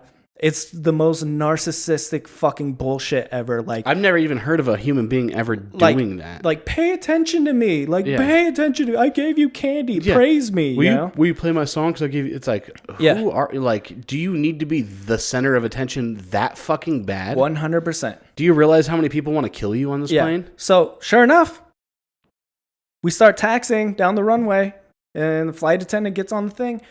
This goes out to our candy man. He's been giving us candy for the last 40 years and keeps us sweet and blah, blah, blah, blah. Starts playing the fucking Candyman song and holds the phone up to the intercom speaker. So it's just like piercing your ears. It's so goddamn loud. And I'm so mad for you. Dude, and then they're just like laughing and giggling, you know, having their little narcissistic bubble fucking get bigger and bigger and everything like that. And she's just praising him so much, and I'm just hearing all this. I was like, that is a toxic ass fucking relationship. That's I bet so you anything. Weird. Everything about that's so weird. So weird, right? And he's probably the most controlling fucking... Yes. Like, excuse me? You didn't pronounce that correctly. Yes. Exactly. You said mayonnaise? Exactly. It's mayonnaise. Yeah. It's like, well, it's not. More, like more on that later. Yeah. So then we're up in the air. Remember, I have a flight with him. Yeah. So we're up in the air, and this, who I thought was a sweet old lady, turned out to not be so much of a sweet old lady. So we're going through thunderstorms. I could see the lightning that we're literally flying, right next to practically. So the pilot, like, just everybody sit down. Nobody get up. We're not. You have to use the bathroom, sure, but like, they're not doing service or anything like that. Yeah. And this lady, like, excuse me, and I was like, yeah. She's like, so I just sent this text message. Do you know if they'll get it? I was like, well, are you on the Wi-Fi? And she was like, no. I was like, no. Like, we're 30,000. We're almost 5. We're 5 miles above the earth. Yeah. And then but they don't have reception up here. But I'm like, she's old, like she like is showing me her phone. She's got the giant print text and everything. Okay. And then I was like, I was nice about it. And I was like, I think the Wi-Fi is free. You could just hop on the Wi-Fi. It should send the message, no problem. So I was like, no, they're not gonna get your message. Well, this is bullshit. I was like, I don't know what to tell you, lady. Like, get on the Wi-Fi. You know what I mean? Yeah. And then she starts complaining because she was coming from Palm Springs or whatever, California, right? Palm Springs. She's like, this is ridiculous. It's taking me 8 hours just to get to Reno and blah, blah, blah, blah. I was like, oh, yeah, and I've been traveling all day, too. I've been traveling since like 11, basically, Where are you coming from? I was like, Houston. Well, that's Houston. I'm coming from Palm Springs. This shouldn't take this much longer, blah, blah, blah. Then she starts hitting the call button because she wants a fucking cocktail. And they get on the intercom. Like, hey, lady, we're all going to die here in a minute. Yeah, they're like, they get on the intercom. They're like, if it's emergency, turn it off and turn it back on again. And then if not, don't turn it back on, And so she just doesn't do it that time, but she's just complaining the whole time about how she wants a fucking cocktail. I'm like, lady, first of all, it's too short of a flight. They're not going to give you a fucking cocktail, first of all. Second of all, like, just get through it. Come on. Why are you making my day that much harder? Why is it mine? Yeah. Why do I have to listen to you? Exactly. So she's just bitching the entire time about how long her trip from Palm Springs to Reno is. Should have drove then, bitch. And that's what I told her. I was like, yeah, maybe next time you should drive, She's like, well, no, usually it doesn't take this long. I don't know what to tell you, lady. This is what happens when you travel. Shit you should be happens. like, You know what I mean? Convenient for you. I actually plan all the flights. Yeah. So next time I'll make it shorter for Exactly. Yeah. you. Like, what? And then, like, so then... Old people are so fucking unrealistic. Yeah. It bothers me, And she's, dude. like, doing her... She's got her little puzzle book, and she's doing her puzzle, and she just randomly gets, like, pissed off, and she's all... boom! And slams her thing down on her knee and everything. This is bullshit. This is taking too goddamn long. I'm like, what do you... We might die. Do you realize that? You ever seen the gremlin on the wing? Like, haven't you ever seen the Twilight Zone? Like this is really happening. You are worried about this cocktail. The plane is shaking like fucking crazy, and I could see lightning like out the window. Like, we might not survive this, lady, you know? Your world is not that important. Exactly. So then I got to listen to that the whole time. And then we finally taxi. We land, we taxi, and then she's like, "Are you from here?" And I was like, "Yeah."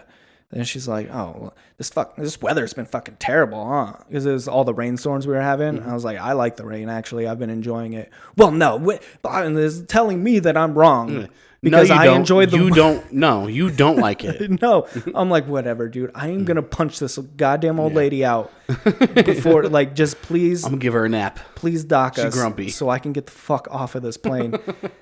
Finally, hit the gate, and then the two behind me start up. Right? Oh no! Is he's like talking to his dad or whatever. He's gonna come pick him up and everything, and then he's like talking about how he wants to go eat, and then she's doing the classic girlfriend wife thing. I don't know what I want to eat. Oh Lord. Yeah, and then so he's just like losing his shit. It's like, you always fucking do this every single goddamn time. I want to fucking eat something. You over here, why can't you figure this out, huh? You knew I wanted to eat. Why can't you figure this out? She's like, well, there's like a Wendy's. No, I want a meal. I want like a steak. It's like 10 o'clock at night. Where the fuck are you going to go get a steak at, guy? You can go to the casinos, sure. Yeah. But like, maybe. Chili's, yeah, you know what I mean? You're going to go to a fucking Applebee's on like a Thursday night? Like, I bet you they're closed at 10. I don't fucking know their hours, but I'm just saying.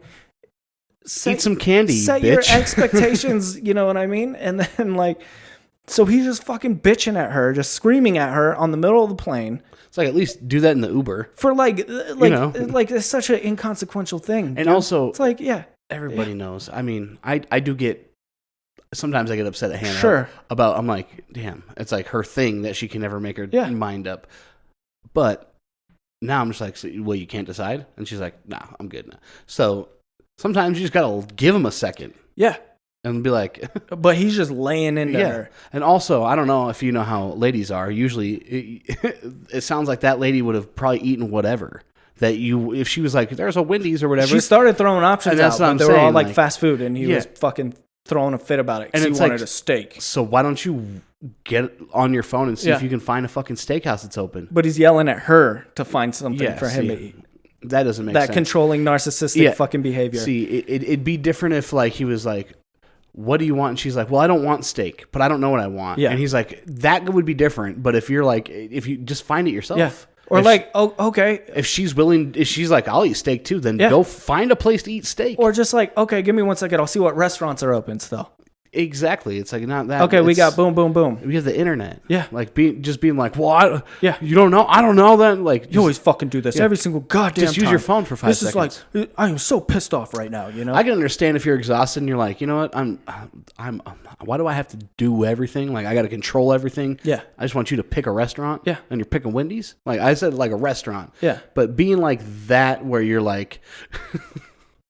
It's like, just pull your phone out. Yeah. Obviously, it works. You're talking to your dad. Exactly. Pull your phone out. You've landed. Exactly. You fucking have reception. Yeah. And just be like, a steakhouse that's open. Yeah. And it will tell you. You'll probably find at least 3 or 4. You can go to the casinos. And at 10 o'clock at night, you'll be able to find something in Reno. Yeah. Not a problem. Easily. And but he's gonna fucking throw a little fucking pitch fit about it. Yeah, on the plane in public, ruin. And that's the thing I don't get. It's inconveniencing for everybody. It's like you're not here by yourself. Exactly. You guys aren't having a conversation where you're frustrated with your significant other. No, because you've been traveling all day and maybe you're annoyed, whatever. But you're being a fucking creepy fucking weirdo. And you're doing it like in front of 40 people in a metal tube. Yeah. That are like 10 inches from you. And like I can't see it being like you're so exhausted because you guys were just fucking jacking each other's egos off so goddamn hard an hour ago. Mm-hmm. You know what I mean? Yeah. So it's like, fuck off with all of that. Yeah, it's like, hey, maybe you should have... maybe you should have already looked that up. It's only an hour flight. It's not like you're flying from New York and it's 5 hours difference. Figured it out before you even fucking left. And it's not even that hard to figure out. No, right? Especially in Reno. It'd be different if you flew we went to Big Bear and everything was closed. Well, yeah, it's because everything fucking closes at 3 o'clock in the afternoon. Exactly. But we're in Reno. Everything's you can get almost any kind of food at any hour of the day. Yep. So just look it up. Take 5 seconds. So he's one of the dudes who, as soon as the plane hits the gate, is immediately up. It doesn't matter what row he's in. He's immediately up. Yeah. So he's up, getting his luggage down from the rack and everything like that. They've got like 4 bags or whatever. He's like, which way do you want this positioned on here? You know, laying one of her backpack or something across the little handles or whatever the case may be. Which way, yelling at her about which way the bag should be on the suitcase and everything like that. And then he's taking forever. We finally are getting to the point in the row across from him. The guy's kind of like waiting for him and everything. And then he's kind of like, oh, screw it. I'm just going to go. Yeah. He bumps into him. He turns around. He's like, excuse me? I am in a lot of pain. I've been traveling all day. Can you please get back in your seat? And I'm I'm watching this and I was like, I'm going to bump him. I was like, I'm going to fucking bump him. Yeah. Like, I am at my goddamn limit. Yeah, he deserves it, too. Like, he's being such a fucking prick right now. Weirdo, dude. Like, I'm going to start something with this dude right now. How special is this guy? So special. And luckily... Special boy. Luckily, the guy who had the aisle seat in my row... Because, I'm not a confrontational person all that much. So, if I'm to the point where I'm going to go seek that out, I'm done, right? Luckily, the guy in the aisle seat was a buffer... And he let me out before he walked down the aisle, so I just grabbed my bag and left. But I was full on gonna just shoulder check this dude in the aisle and see what he said. Like, what are you gonna do about it? Yeah. Oh, I hope you're in pain. Yeah, exactly. Cry about it, fucking weirdo. And then what a weirdo. Finally, I got off the plane and got to go home. But that was my travel day, dude. Yeah, no, that's exhausting and on so many different levels. Obviously, traveling sucks. Even if you just have a normal travel day where you have to like go, layovers suck. Yep, always. But when you're like everything, like all of the worst scenarios besides a baby crying next to you for 4 hours, happen. You're like, this is fucking ridiculous, dude. And like honestly, I would have taken the baby. 100%. Pretty much like immune to it at this point. I was gonna say, it wouldn't bother me. I'd be like, I know how to tune shit out. Yeah. But like, no, it's like every single fucking See, that's why I was like I was like, I'm gonna tell June this story. He's gonna be like, yeah, no, that sounds about right. No, it's a fucking goddamn episode of television. It's ridiculous, dude. It's like people would have to write that for it to be real, and it's so fucking ridiculous because. I was just like, why couldn't one of these things happen? Why did they all have That's what I'm saying. Happen? It's like, and all you're trying to do is just get home, and the type of person you are, where you're just like, oh my god, this is why, and you're just internally being like, okay, of course this would happen. Yeah, me, I'd be like, hey, get your belly button off of my face, dude. Like, my face was so close to that guy's fucking belly, dude. I know. Those planes are so fucking weird, it's a tight dude. space, and it's neither of those guys' fault, man. They're just big guys, so be it. But dude. Like, I had the unfortunate experience. But like everything, like you had the drunk people that were like, "This is our private jet." And then you had the angry lady, crowd. Yeah, dude. And then, dude, I mean, the most psycho thing I've ever heard is having somebody play a song for you as a passenger. Like, dude, that makes me feel so uncomfortable in so many ways. Like I'd make a complaint. It makes me so mad that I would make a complaint and be like, they shouldn't be doing that. Because they weren't gonna do that until like they did until the girl, the wife or whoever was like, oh yeah, on the last flight, not like asking them to play it, but insinuating that they should like, play it. The other flight was cooler. Yeah, exactly. Because they played this weird, creepy song. And then so they fucking played the song and they're back there just giggling like a bunch of little schoolgirls. It's like, dude. I'm gonna start bringing some of those like Walmart pies and be like giving them to him. Be like, yeah, you gotta play that song by Lil Flippa, Pie Flippa. The last one did it. Lil Flip, flipping pies. I'm apply. But dude, the level of just like psychotic narcissism that takes. You know what I mean? It's one thing to be like, here, this is just something I've done since I was a kid. I just give candy out, you know? That's just weird. That's so weird. It is weird. It's weird. But if you just do it like that, you just hand it out, boom, you move on. And then to be a weird psycho afterwards. Yeah. Like, okay, you skin people. You're wearing someone else's skin. Easily. Like the type of person that dude is, where he's like manipulating the flight attendants to play a song for him. And then I mean, I'm kind of an asshole about shit, and I'm pretty particular, but it's like he's creepy on he hits so many fucking weird levels. It's like, why is nobody else looking at this dude like he's Dahmer? Like, this dude eats humans. The dude who he fucking kicked back into a seat was looking at him like he was Dahmer a little bit. Serious. He was like a younger kid, so he was kind of like, and got back in. Yeah. And I was like, I wish that was me, because I'm at my fucking wit's end today. I just want I would have been over. Like, excuse me. I would like, get the fuck out of my way. Yeah. How about that? Yeah. Like, I will risk being banned from the airports from now on just to fucking beat your ass. Especially at the end of the flight. Yeah. The flight attendants will be like, well, why don't you just get off? I was like, yeah. I'll be getting off. I will be getting off. Yes. Isn't that what we're all doing? Yeah. I thought that's what we were doing. Except for the fucking candy man over here clogging up the goddamn aisle. Yeah, he's waiting for the kids in the back to come up here. Fucking creep. How fucking weird, dude. Be like, yeah, they call me the candy. I bet you anything he brags about that to his peoples too, you know? Like, I give, it was a great flight. It was except for fucking Sydney couldn't fucking figure out a goddamn place to eat. Stupid bitch. She couldn't, she couldn't find a steakhouse to a place she's never been. But no, I gave my candy out, dude. The flight attendants loved it. They played the songs for me. Probably the shittiest candy too. It was probably Smarties. Yeah, I bet you gave him fucking Smarties. Yeah, no, it's probably like the really cheap, shitty fucking bag of candy, like stale ribbon. It's ribbon candy, ribbon dude. hard candy. Yeah. Like it was what are the Necco wafers? That's what he's probably giving out. Chalk. Just some stale ass candy to go along with the fucking old stale ass song. Yeah, dude, with his stale ass lifestyle, dude. Fucking weirdo. And if your dad's picking you up, then you know about. Why don't you ask your dad to take you to steakhouse? Why are you fucking making your lady do that? Yeah, I felt bad for her. Yeah, it's like she's probably a vegan. You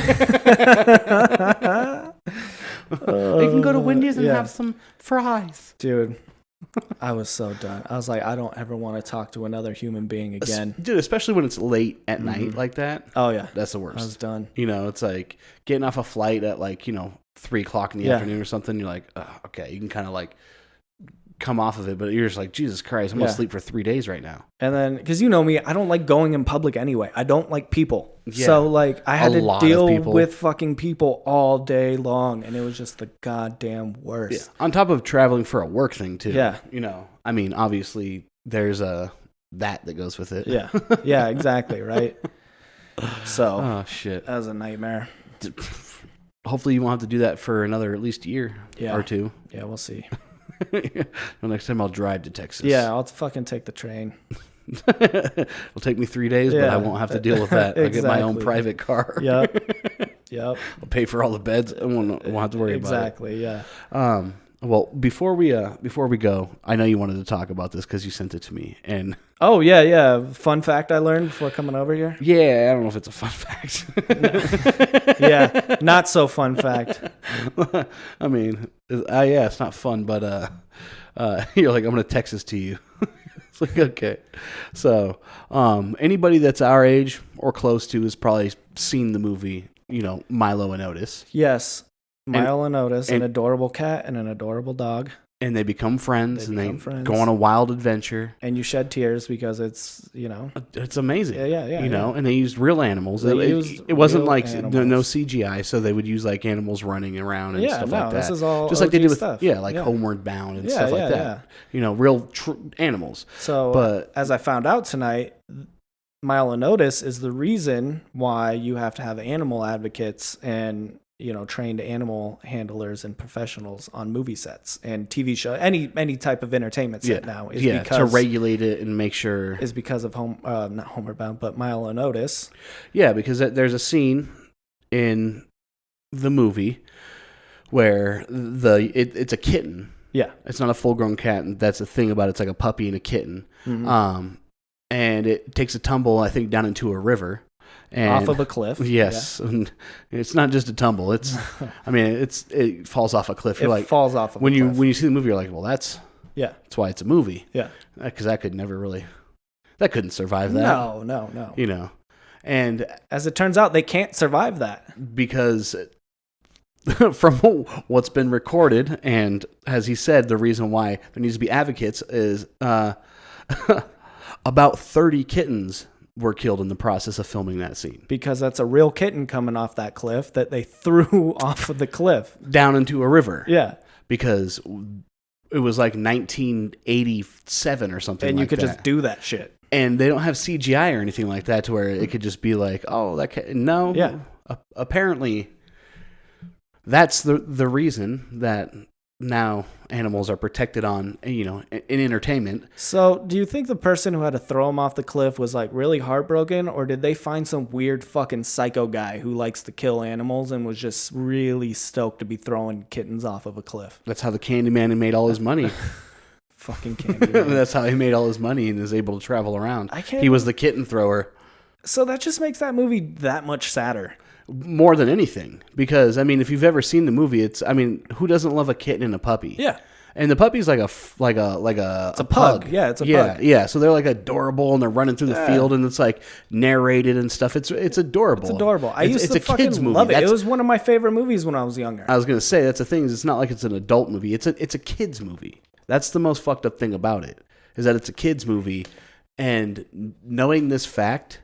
And it's kind of ruin it for you now. Of course it does. Like I said, I don't think that I'm gonna let Remy watch it again. Yeah, and I'm gonna be heartbroken to share it with Hannah. So, but I have to because I don't want him watching it because he's seen it before. Yeah, and he likes that movie. And so it's like, because I don't want. I mean, half the time when your kid's watching something, you're watching part of it with them anyways. Exactly. So it's like, yeah, and the whole time I'd be like, that poor cat. Those poor cats. Those poor 30 cats. And that's the thing about it. If that's what happened during that scene, there's probably, I imagine, a few more casualties. Oh, I'm sure. Throughout that movie, because the whole movie is them like being lost in the wilderness. It's like an adventure movie. It is. Yeah. And they're like in the forest and like going down rivers and getting chased by animals and like, yeah, can imagine they're just like filming a kitten run through a fucking like a meadow, and then a hawk just comes down and steals it and swims. Dude, I was just thinking about that, and that's like the craziest cut. That's the craziest thing because it's such an adorable, wholesome, sweet movie. Absolutely. About the bond between a cat and a dog, a puppy and a kitten. A puppy and a kitten going on an adventure. So wholesome, right? Absolutely. But then the actual filming of that is kind of the exact opposite. It's absolutely terrifying. It's like you're saying, they're running through the meadow and stuff. How did they get them to do that? Those are live animals. I could just imagine some fucking crazy person chasing them through the woods.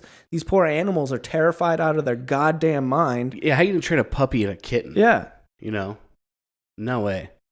No, it wasn't. And what psychopath is just like, yeah, like this is what we have to do. Just cut that scene. Just make it a different thing, right? Yeah. Just make it a different thing. Just make him slide down a hill. You don't have to throw cats off of a cliff. He definitely doesn't have to fly off a cliff and like hit branches and then land in a river. Yeah. And they had to do it at least 30 times. 31, well, I don't 30 times. Yeah. Doesn't just whenever it lands in the river doesn't mean it's alive. Yeah. You know, that's psychotic. And the whole thing about it, because I mean, when you start breaking it down, you're like, well, who's out there like retrieving these dead kittens out of the river and shit? Like everything, like the logistical matters. Imagine the PTSD that you would have, like you're like a young intern. You're like 21, just trying to like get into the industry or something, and you're working on this film. Your first job is throwing cats off of a fucking cliff, or just witnessing it. And you're like holding their coffee. You're like, "This is showbiz." Yeah, I just came here to get caught. This is like, dude. You know? Yeah, no, it's like fuck. It's up on so many levels. So fuck that movie, then I guess. Right? That's where we land. I think that's where I land is fuck that movie. Absolutely. But it's still on streaming platforms. And the reason I know that is because, well, it was at least like a couple months ago. Yeah. Well, I don't know how well known of a fact that is, I guess, right? Well, it's well known enough to where they're like, well, we should probably change the industry a little bit. Yeah, for sure. before it gets out of hand. But that was like we were like August has really been into Free Willy lately, so we've been watching that, and it's like a real whale, and I'm like, you can't do that anymore. No, but that was like my favorite movie when I was a kid. You know what I mean? Willy. Yeah, Of course. Can't do that fucking poor whale. You're watching that movie, and you're like that poor. Especially whale. after you saw Blackfish too, the documentary. You're like, Yeah. I don't know what's going on. My childhood is a lie. Seriously. Everything's falling to shambles. I can't ride a plane. Like we were of the age where they still use live animals in these movies. Absolutely. You can't do that. No. I mean, if you do, it's got to be. It's like. But you're so dumb when you're a fucking maybe kid. a dog or something like that is. If it's like certain, like maybe Turner and Hooch. Yeah. Like I could see that because that dog just like a cop's partner. Sure, yeah, like the ones where it's just like Something or like like I Am Legend, right? Where it's just like a companion or Beethoven, something like that. Yes, yeah. Airbud. Yeah, but like Free Willy, you can't. Golden receiver, yeah. Airbud. So many Airbud spinoffs, dude. Air pups. Air pups. Oh, all right, dude. He's fucking. Yeah. He's out there fucking. I don't know when he has time. He's playing so many sports. Dude, he's straight up on every high school team. 12-sport athlete. Why is he on the high school teams? Yeah. If he's that good, he should be on the Which pros. is crazy when you're a kid and like that's believable to you. You're like, yeah, no, fucking yeah, dude, put the dog in. Dude, why? Yeah, I mean, they're so fast they can jump great. If you guys want to win, put Airbud in, Of course. So you watch that, you're an adult, and you're like... He had shoes. Yeah. You watch it when you're an adult, you're like, what kind of fucking idiots put a dog in this game, dude? Like, it's... Those aren't even real shoes. Those look like cloth. Those are cloth. He doesn't know the rules to this game. Yeah, he's definitely... He's traveling the whole entire time. He's a liability out there, Like... How is he going to play defense? He's going to foul you every time. But oh, God. Yeah. No, it's very true. When you're a kid, you're like, fucking, I want to be Airbud when I grow up. Yeah, I'd love to be a dog. Yeah. Oh, shit. But, yeah. You can't make movies like that anymore. Not so fun fact for you guys. Not so fun fact. 30 poor innocent kittens thrown off of a cliff for our entertainment.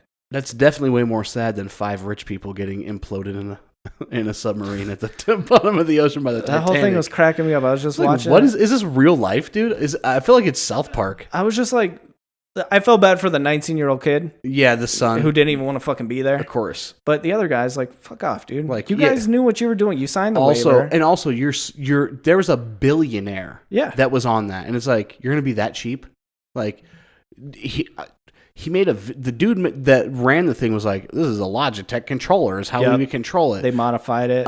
Hey, dude, you're a billionaire. Why would you ever get on something like that? Why wouldn't you make something? Bingo. That's exactly what I told Hope. I was like, first of all, that sounds kind of cheap to me. $250,000 to take a submarine down to the fucking Titanic. That sounds cheap. Especially when they're like, well, we've got refurbished carbon fiber and we have this $28 Logitech PlayStation controller. Yeah, and then it's like I would be like, no backup rescue anything. There's nothing that's a flotation device or an extra pod. I'd be like, all right.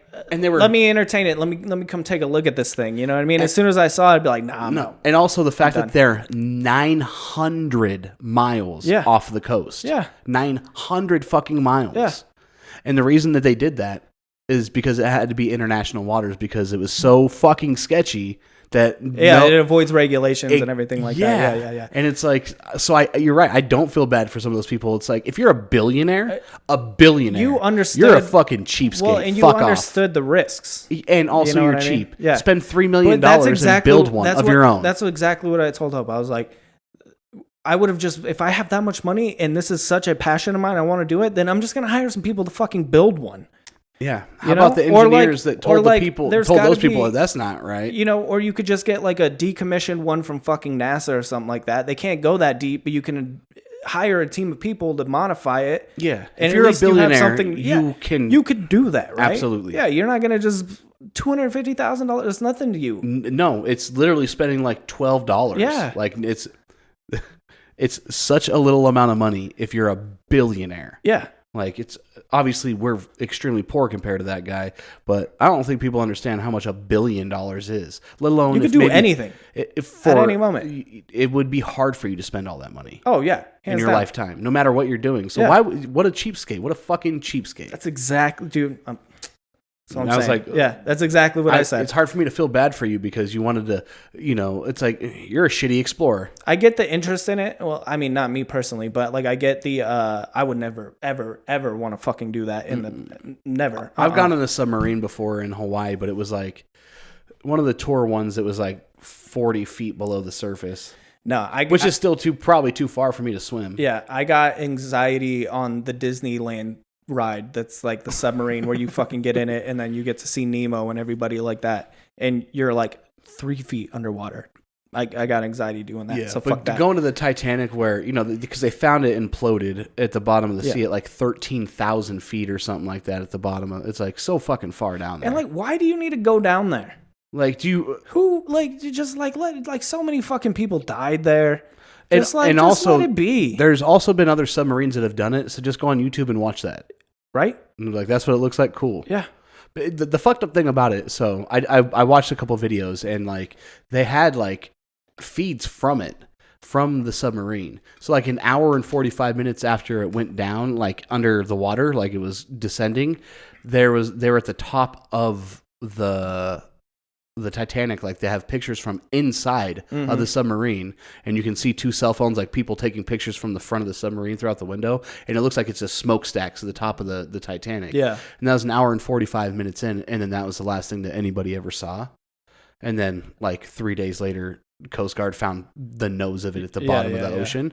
But it's crazy. So it's like, so how is there a live feed? Like, I don't. It's just really weird. Like there's.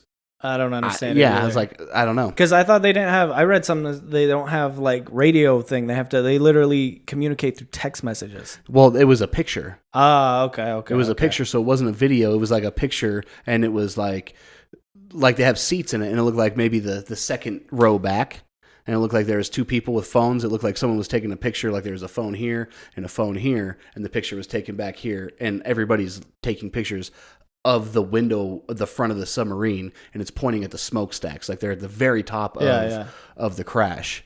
Which, I mean, it just doesn't seem like something like I mean, whatever. You want to go do that, and you're an explorer, and you're fucking super rich.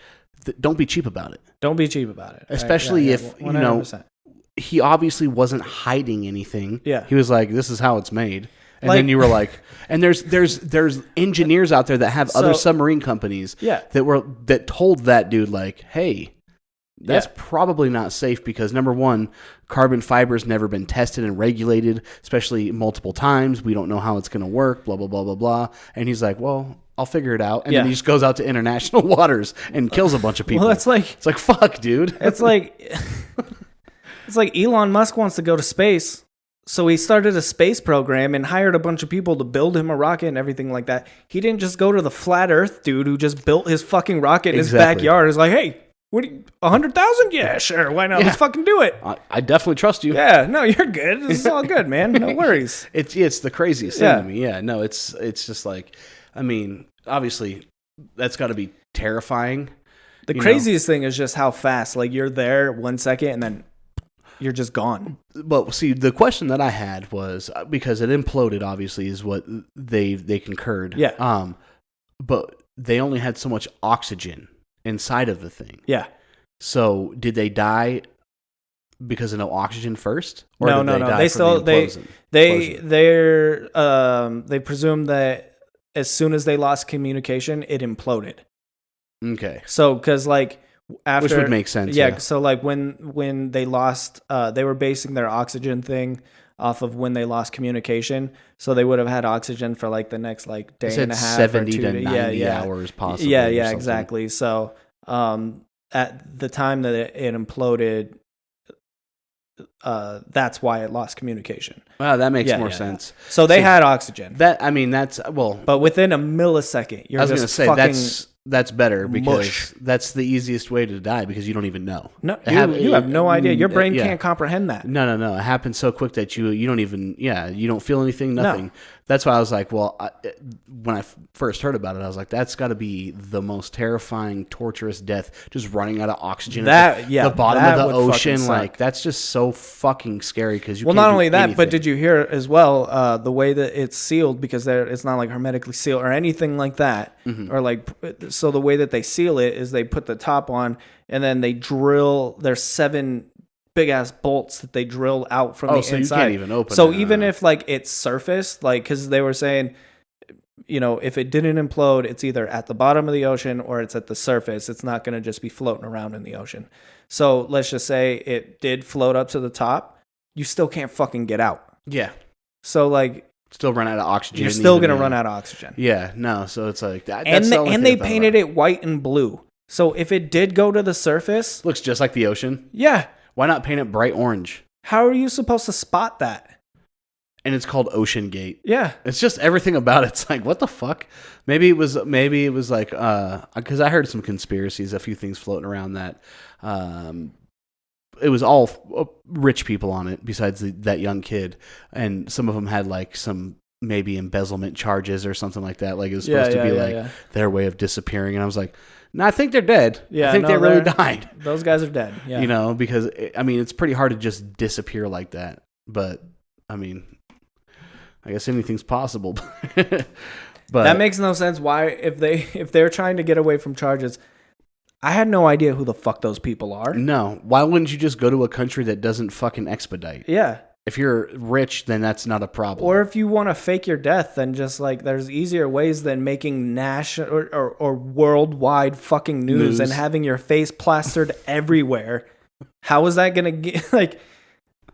Now everybody's going to know what you look like. Exactly, yeah. Why not just do it in silence? And like, you're that rich, you can hire some people that can move some stuff around for you. You can get some fake documents and everything else and like do it very silent and covert. Reconstructive surgery, you'll be all right. No. What am I thinking? I'm just a stupid sheep, you know? No. They definitely went down into the ocean and pretended and then floated to the different ocean and then now they live in Peru. Yeah, it's so fucking ridiculous. But I thought it was funny. I was like, of course, instantly there's going to be fucking...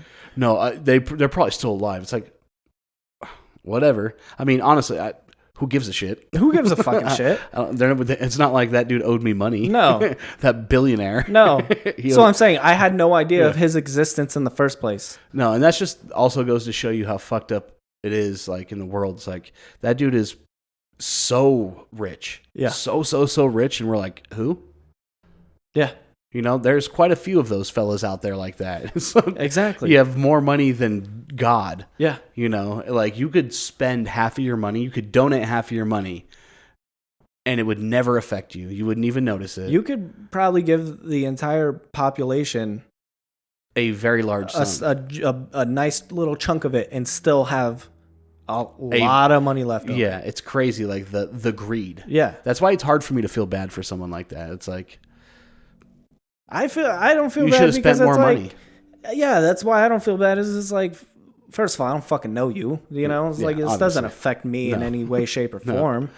But like, also like you signed the waiver. You saw what you were getting into. That's what I'm saying. You took a look at that submarine. Like, you saw that it was not even a name brand, not even a name brand PlayStation controller. You got the off-brand fucking PlayStation controller. Why was it a controller? Yeah. Why wasn't it like a thing, like a submarine that you would steer? And then it was like, hey, if anything goes wrong, we have this flotation thing that'll shoot us back up to the surface in 47 minutes. No, it's all or nothing. Either we're going to make it or we're going to fucking die. And by the way, it's made of carbon fiber. Yeah. You know how strong the ocean is? You know how strong the pressure is that far down? Oh, you don't? Well, that's why you died. Yeah. Not to mention there were just parts of it that were like bought at the fucking 7-Eleven on the way there. Camping shit. Yeah. Like the craziest thing ever. The fact that like anybody would ever pay to go on that. Number one, you'd have to pay me. Yeah. And you couldn't pay me enough. It's like going to Everest and like getting a guide who's got like fucking flip-flops on. He's like, He's got to. He's like, all right, you guys. I hiked Galena Creek. I've done this a couple times, like I've never made it to the top, but we'll be good. I don't know. He's fucking smoking a cigarette. He's like finishing a tall can. I got a couple of ropes. Yeah, the yellow nylon ones that burn your hands real bad. Yeah, exactly. Super dried, dried out. These will probably work. I only got 10 feet though, so we'll just see how it fucking works. I don't know. We'll stop at the gift shop. We'll get some shoelaces. Yeah, we'll be fine. We'll be good. Yeah, but make sure you. It's $250,000 a piece, though. $250,000, yeah. It's not including there's wolf, so I got some wolf spray that's going to be extra. Which is really crazy to me. I wonder how much that thing costs to build, Yeah, I have no idea. Which it can't be that expensive. It's made out of fucking camping gear and fucking Logitech controllers and shit. So which is so crazy, man. That is the equivalent of the fucking guy who was doing the stupid ass fucking thing. The rocket. For the flat earth thing. What if he was just charging people to get on his homemade rocket up into the sky? It's South Park. And it's like, you just show up to some dude.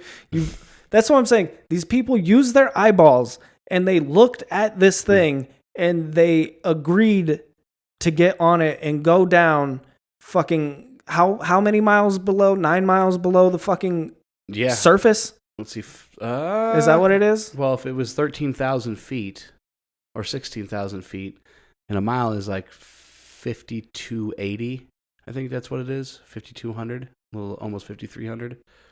I wouldn't want to go 20 feet underneath the water in that goddamn thing. That's what I'm saying. You don't realize that you're like, a mile. You're going because you're driving or whatever. Yeah. But like a mile in the sky or a mile underwater, that's 5,280 feet for a mile. And you're going multiple of that. That's fucking insane, dude. Underwater? Are you kidding me? Fuck no. And it's like, you have no control over this fucking thing. How do I know that you're going to be able to and that's the thing too, is like, they don't know where they're going with it. Mm-hmm. They're just down there, and then they're texting their fucking Jim Bob up top. Oh no, you got to go left. Text them back. Oh, okay. Let me get my controller. We got. Yeah, it's not like you can just look down and be like, there's a Titanic. Yeah, no, you can't. They have no idea what they're doing. They're just floating down there like a bunch of fucking jackoffs using this goddamn PlayStation controller. Logitech. This Bluetooth connected. It's not even hardwired. And that's what doesn't make sense to me. How's that supposed to work? I have no idea. That far down. I'm not a scientist. I don't understand these that things. That guy wasn't a fucking scientist. All I know is he was terrible. I'm not you just got in a fucking piece of PVC pipe and went fucking miles under the ground, basically, is what happened. Yeah. No, I mean, I've been skydiving before, and now I'm older. That's fucking stupid. But that's reasonable. I was gonna say, but that's been tried and tested by hundreds and hundreds and hundreds and hundreds and hundreds of hours from the guy that I jumped with. Yeah, it's like he's been doing it for 25 years. Yeah, not this guy who's been doing it for 3. He's made 4 trips. I was gonna say, I tried to look up how many trips there were, and there's only one actual video from one of their trips. Yeah, so it's like. Not only that, but there's the one guy who's come out and he was like, yeah, we went and they got stuck on the propeller from the Titanic. And they had to rock it back and forth. And he was like, we did damage to the ship. So it's like, not only that, you guys are going down there and you're fucking damaging it. Let's just leave it to the fish. It's theirs now. Poseidon owns that now. Okay? Yeah. Why do you need to go, unless you're in a research company that's doing it for scientific reasons, and 100%. You have all of the proper shit from the government that can make it down there and all the precautions. Don't do it, guy. Yeah. Which I didn't even know it was technically in international waters. I had no idea where it was from. Yeah.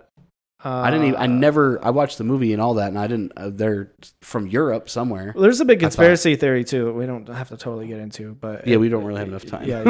But that's not really the Titanic. It's its sister ship. Yeah.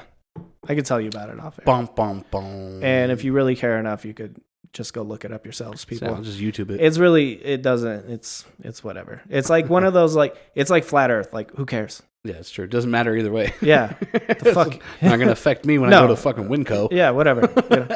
No, they're lying to us, man. They're hiding the truth. No. But yeah, I don't know, man. It's weird because it's it's a horrific scene. Why are you treating that like a tourist attraction instead of a memorial? You know what I mean? You don't go to fucking over to Auschwitz and fucking, get all giddy and You're everything I built like that. a train. Yeah, exactly. You don't fucking go to the 9/11 memorial and like be all stoked that we saved up $250,000 to come here and finally see this. No, it's a fucking horrific, tragic sight where a lot of people died. A bunch of people died. Yes. Treat it as such. Yeah, just leave it alone. Just leave it the fuck alone. It's like, goddamn It belongs to the fish now. The fish. The sirens run it. Exactly. Well, on that note, make sure you give us a follow on Instagram at the Rap Dad Podcast. Do it. Make sure you give Melancholy a follow at Melancholy775. Yep. You can give me a follow at Reno Junes. Do it. And all of this will be down in the description along with our Spotify playlist and my group Glass Tung's new song, All By Ourselves. And if you haven't yet, 5-star rating and review on whatever social platform you listen to this on. And if you watch it on YouTube, make sure you subscribe and you click that bell so you know when we're doing clips and we're doing episodes. And thank you guys. We appreciate it, and we out. Peace.